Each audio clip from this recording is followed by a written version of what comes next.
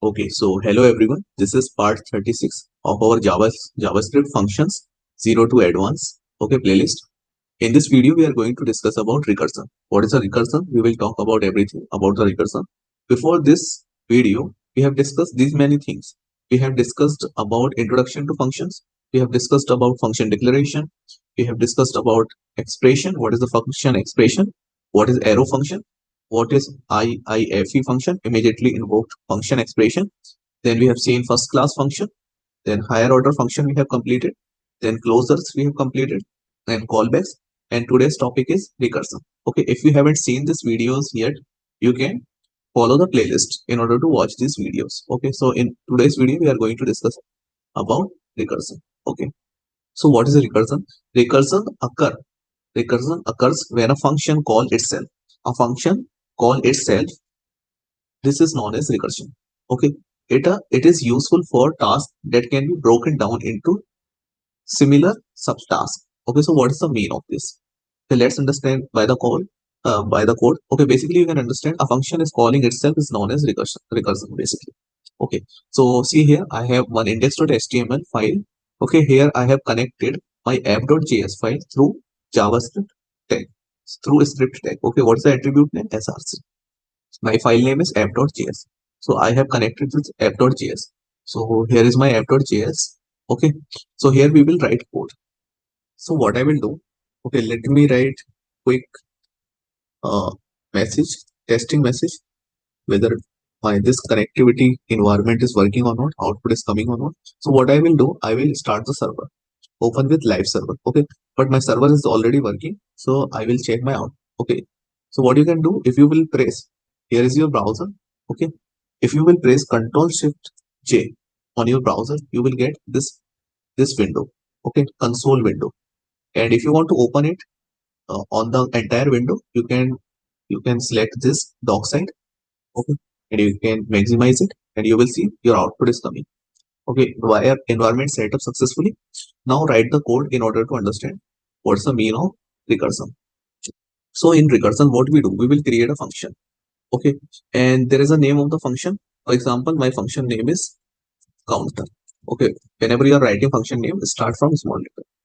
My function name is counter. Okay, or we can say my function name is countdown. Okay, countdown, right? And so here is my function, and this is my function body. So how I will call this function? I will write the function name countdown.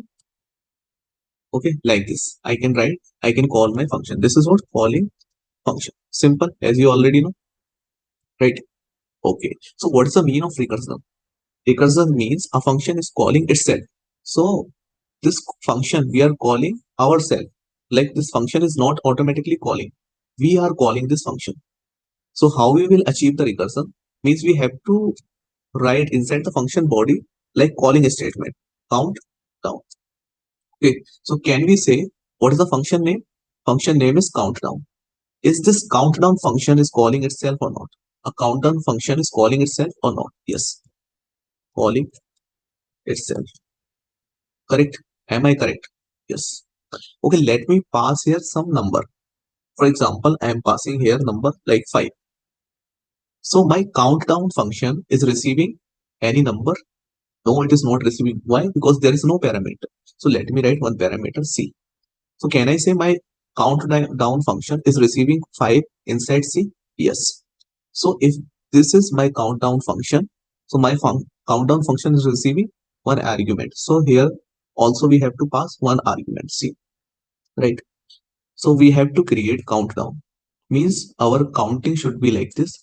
When I'm writing 5, so it should be start like 5, 4, 5, 4, 3, 2, and 1. Okay, and 0. When it becomes 0, so we can say in message count down stopped.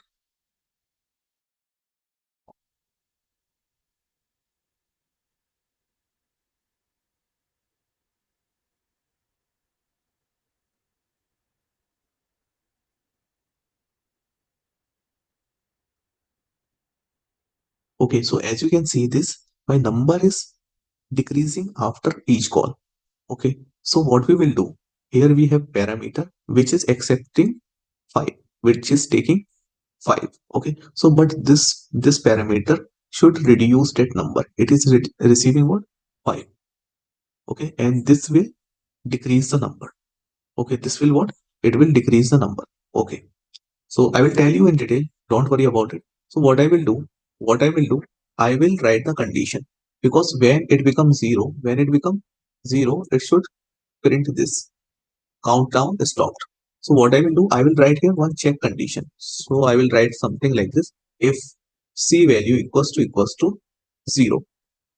Okay, c value equals to 0, then what I will say, now don't decrease anything. If c means counter, if counter value is equals to 0, don't don't what I can say, don't don't decrease the count, stop count. Okay, so I will return here, what I will return, stop. Okay, countdown stop, countdown stop, like this. Can I return like this? Yes. So what is happening now? Try to understand what we are doing.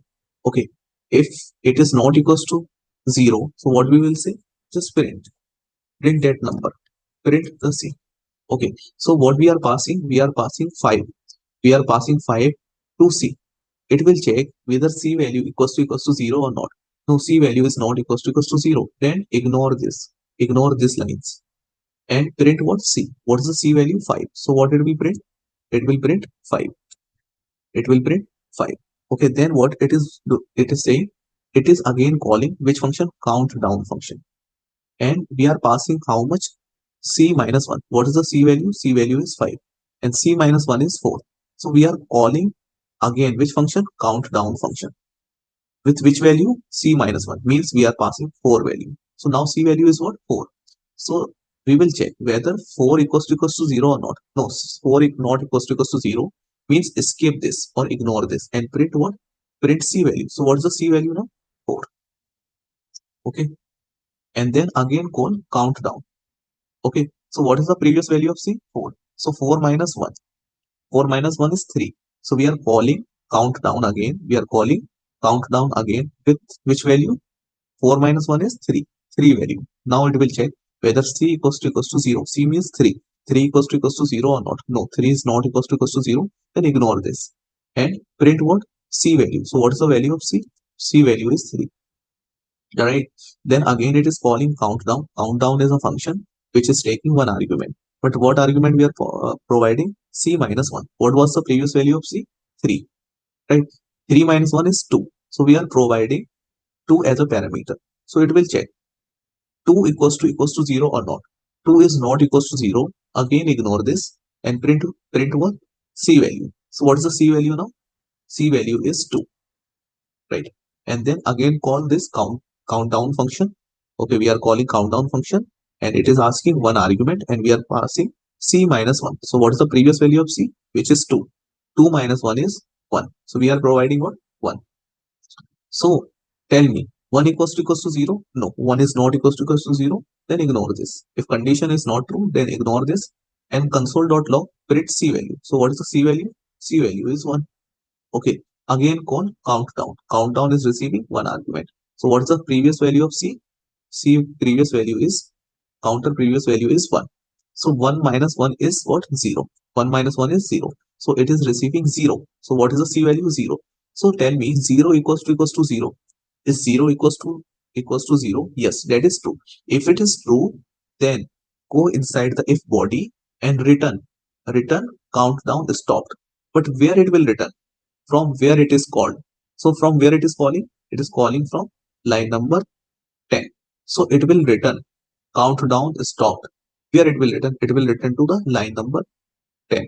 Okay, so we will receive this countdown stopped in a variable. Can we receive it in a variable? Yes, I'm writing variable name is p. And before creating a variable, let me write let.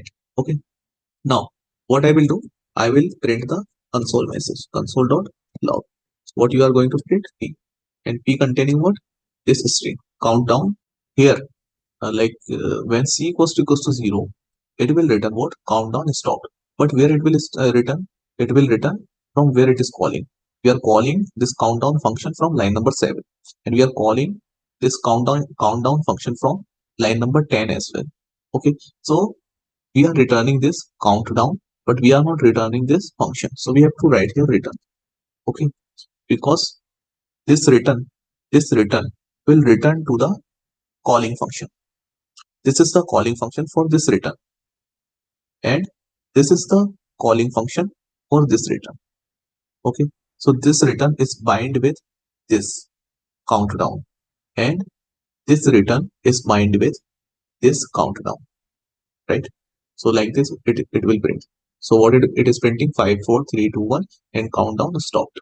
Like this, it is printing. Hope you are getting. If you are still not understanding what's the mean of recursion actually, so what you can do, you can understand. Okay, so for example, see here, see line number 10. Okay, on line number 10, please focus on line number 10. We are calling what? We are calling countdown function, means we are calling this function. So if we are calling a function, it will come into the memory, right or not? Yes, it will come into the memory. Okay, so suppose this function came into the memory. Can you tell me how much value we are passing? What is the C value? C value is equals to 5. You can see C value is equals to 5, right? C value equals to 5. Now what it is checking? C equals to 0. No, C is not equals to 0. So don't go inside the body. Just print C value. What is the C value? C value is 5. Okay. So like suppose this is my display. This is my computer screen.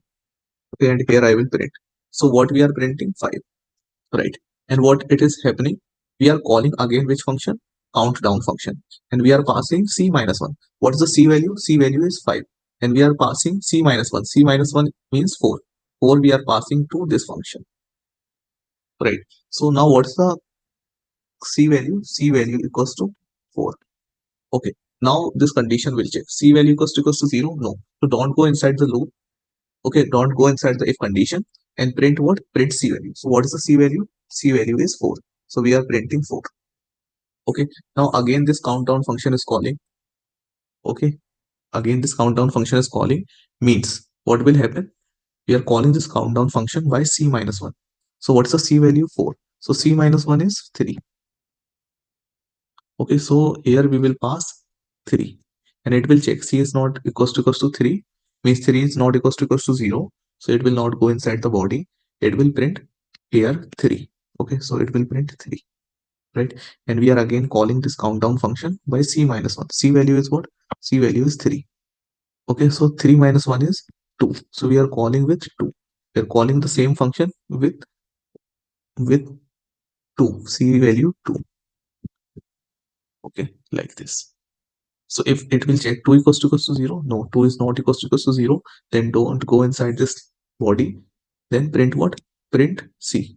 Console.log means print C. What is the C value? C value is 2. So print 2. Okay, print what? Print 2. Okay, now again we are calling countdown function and C minus 1. What is the C value? C value is 2. Now again call this function by C minus 1. C minus 1 is 1. Okay, C minus 1 is 1. So 1 equals to 0? No, 1 is not equals to 0. Don't go inside the body. Okay, print C value. What is the C value? C value is 2. And we are, okay, C value is 1. We already printed the C value is printed.